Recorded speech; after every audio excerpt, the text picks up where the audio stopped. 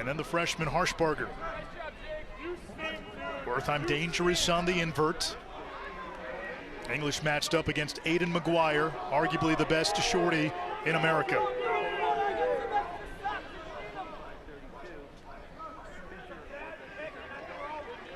Wertheim at 5 points against Virginia last time out. Now English. He'll play two ways for Carolina, mostly an offensive guy this year. Defensive midi for the early part of his career. Duffy, spin cycle, shoots and scores. Jules, Owen Duffy was a game-time decision coming into today. So was Dom Petramala. He looked pretty good. Doesn't look like there's a thing wrong with him and Nish. And this is actually his first time playing in this game. He did not play in it last year. Managed the moment. He is the moment. Duffy, excellent job getting topside there. That little spin move, just showcasing his athleticism to create that separation. And then a change of angle on his shot with his left hand. Plays it back to Sloat. Shoots on the run, too high.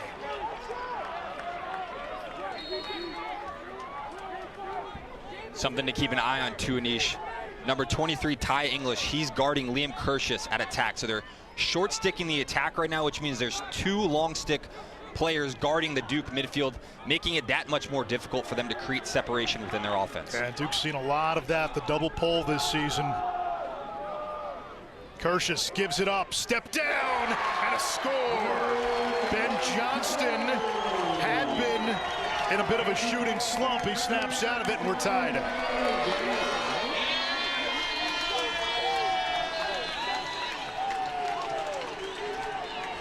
And it starts down on the defensive side of the ball with Pat Jamieson, the stopper. As Duke gets it down offensively, the ball movement, Ben Johnston showcasing his range. The energy here is high. It's 1-1 in Durham. Able to break the ride, unsettled. Kershus had the goalie tripping over himself, and he missed the cage badly. You do like to see that aggression out of Kershus, though. The freshman just falls out of his stick a little bit there, but that's what they need out of him, to be more aggressive, especially versus short stick. That was the first shot attempt by a Duke attackman. Here comes Sloat, guarded by the freshman Salucci. Sloat on the run!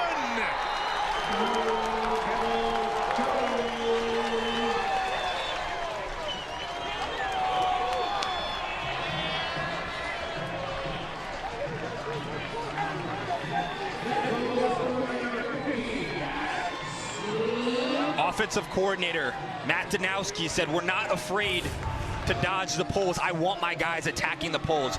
Max Sloat, who I think has come on tremendously this year as a dangerous midfielder. He's got size. He can shoot with his right hand, his left hand. Knocked out of bounds by Matt Christmas.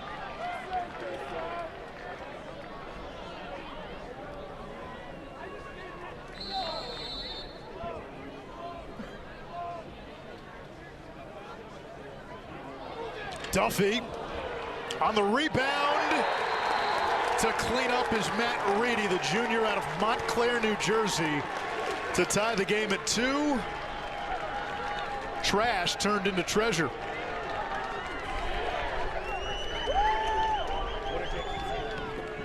Number 37 in blue, Matt Reedy. Right place, right time. Another man's trash is another man's treasure. Duffy getting up the hash there, tremendous take out of him, and then Reedy's just grabbing that ball.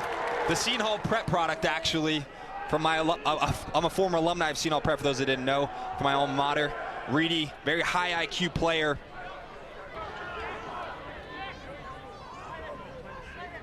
Egan gets free, had a shot altered, good recovery by Kraus. If you're Carolina, that's exactly what you want to see out of Dewey Egan, attacking on the backside, in space, showcasing his athleticism. All right, he's a big kid, 6'4", 225, Torrey Pines from San Diego, California. Suchek, feet in front, shot, score, and Gets down Petramala, and it's 3-2 Tar Heels.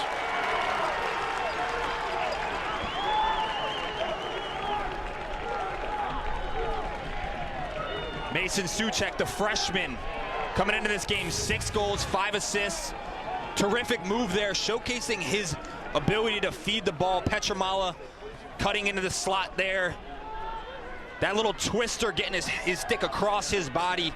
He could do it off ball. Whether he played or didn't, we were out in the field. If guys didn't play as much, they were helping guys who did play. And we had 17 seniors between the seniors and fifth years. 17 guys where it was their last opportunity, and that just kind of seeped down to the rest of the team, and we left no stone unturned and went on a hell of a run. We're talking with Duke great, Tewaaraton Award winner in 2010, Ned Crotty. Ned, the final play, the game-winning play in that 2010 national semifinal. Walk us through what you're seeing. You're playing hangman with an All-American defenseman in Ken Clausen. Yep, good buddy of mine. You know, the timeout we didn't really need to be didn't need to talk a lot. We knew we were going to run a particular play, a razor pick. As we get a goal from Sloat. Perfect timing to tie the game at 3.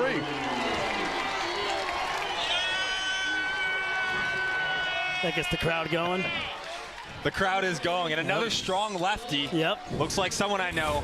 Getting top side here, putting his foot in the ground, is Max Sloat. Again, just using his size. Doesn't matter if it's a shorty or a long pole. Coach Stanowski wants his guys attacking them and just getting top side. That puts you in the best position possible. Titles in 5 years due for just the brand of Duke lacrosse, Ned.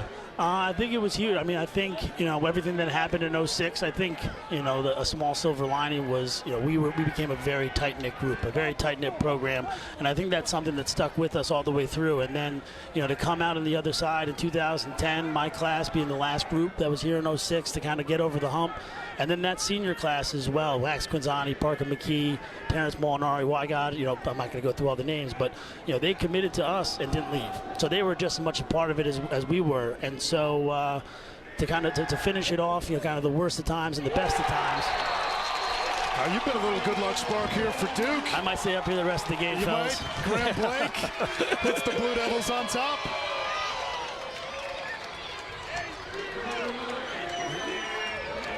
Graham Blake's excited. The Harvard transfer, just a little hesitation move right there. Just showing his posture, lifting his chest up a little bit, dropping it, going, accelerating, getting down the alley. Nothing fancy about that shot, just great placement, putting it off. Jack Gray across the timeline.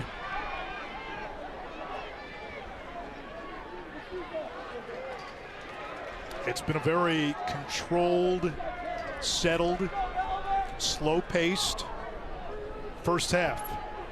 That favors Duke. And if you're Duke, you have to be happy about not having so many unforced turnovers, stick work wise. They've been pretty clean in the perimeter, and they're getting great opportunities throughout the game. Johnston on the run, his second. It's been the Duke midfield. They've accounted for all 5 Blue Devil goals.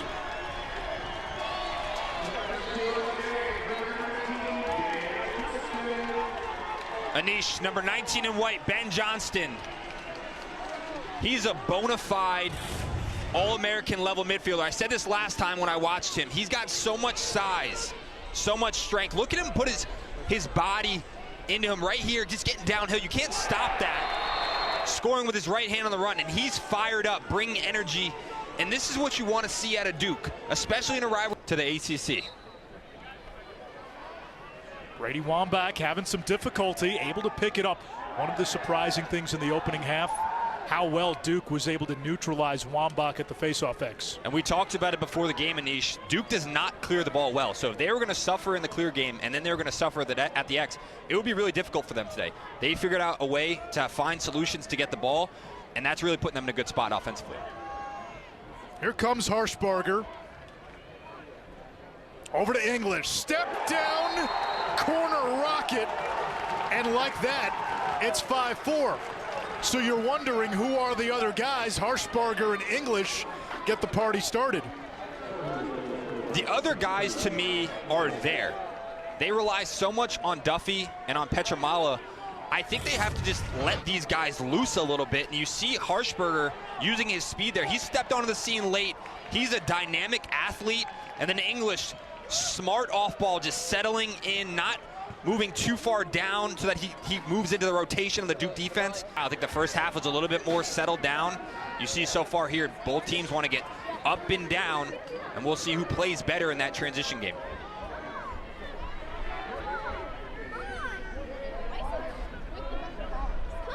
Levy and Egan play catch, part of the second midfield.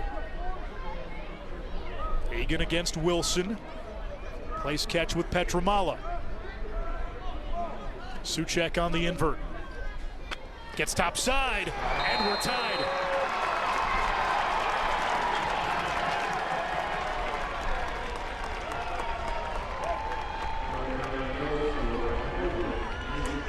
I gotta say, Anish, I really like this guy, Mason Soucek.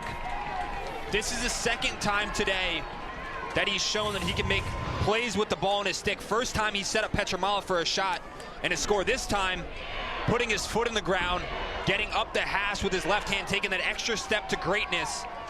That's showing a lot of maturity out of a freshman here in a rivalry game, not to shoot that shot too early, continue to the front of the cage and get a better angle. Ben McCarthy, the freshman, will take this faceoff after Anglekey violated the last time. And UNC's won 3 in a row at the dot. Wambach, 4th in the nation, tops in the ACC. Make it 4 straight faceoff wins. Quick exit. Here's a chance and a score! Parker Hoffman, lightning quick off the wing.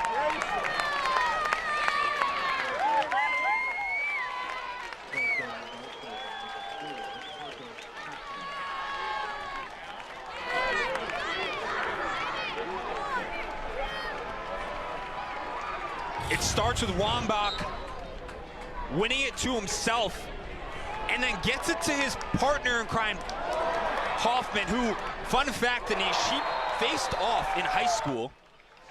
So he knows where to be on the field and how to support Wambach and where to position himself. And you see him flexing there, Carolina across. You see everyone that's subbing onto the field, putting their hands up. Calm down, it's gonna be okay. Let's settle into this game a little bit right now. And that's the difference in this third quarter. Carolina's dictated tempo.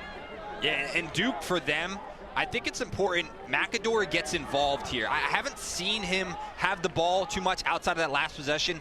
And with a short stick, he has to know that that slide is coming quickly. I want to see him get in space, get in the corners, let him use his speed and go for a run versus UNC defense. Pappendick, crease feed, Kirschus.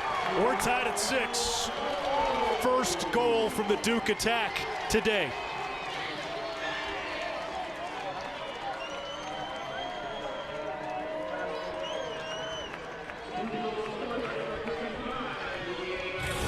This is a big-time feed out of Jack Pappendick, getting down the alley. I coached him a little bit in high school, and something that always stood out to me is his IQ, his ability to understand where other people are going to be off ball. Kirschus does a tremendous job there, moving through that pass. There's a little bit of a window, catching and finishing. Slow shot, out of bounds, 4 to shoot. Again, taking Duke a long time to get into their offense. McAdory with 2, with 1, has to dump it back into the corner. We've seen this movie play out probably more times than John Danowski would like to see. Yeah, I just go back to McAdory there.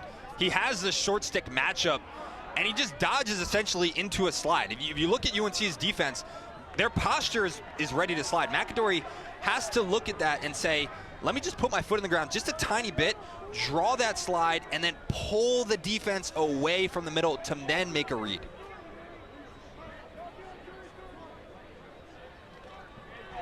Duffy, Petramala off the scoop. 8-7-7, cash now.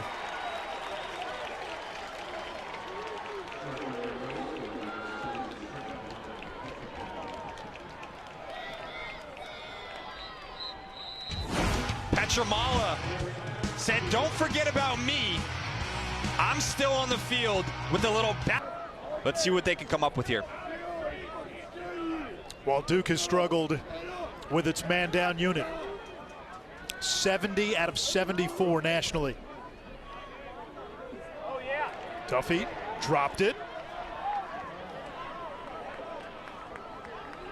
37 in blue, Reedy, part of that man-down unit. Duffy, Petramala from the outside, save Jamison. Back to Reedy. Suchek, the man-up goal for UNC, and it's a 2-goal edge.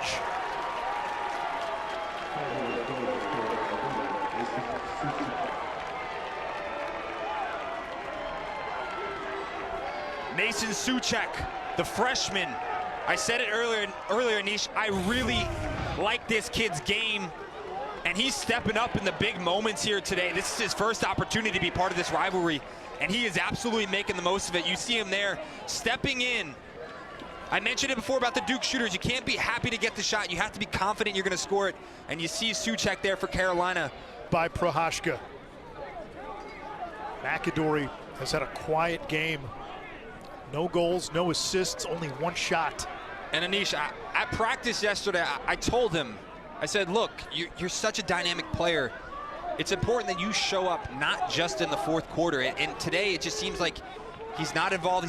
Then we're probably going to see him, just from his energy and his approach to playing. He's going to turn it on at some point. But for Duke, they have to see him do it earlier in the games. Aiden Blake brings Duke to within 1.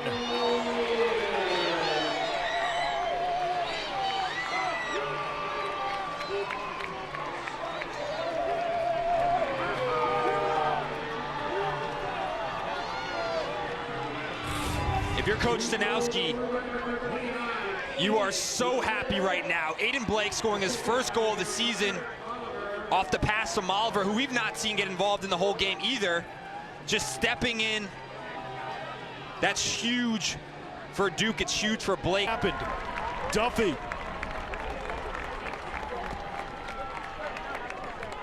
Now he's running out of room. Over to Wertheim. Less than 20 seconds. Dangerous pass. Matten back to Wertheim. 15 seconds. A long skip to Suchek. He backpedals with 10. Petramala with 6. With 5. Heaves it into the skies. Time expires, and UNC with a 1-goal win here in Durham in this rivalry game of rivalry games. And Carolina improves to 9-2 on the season.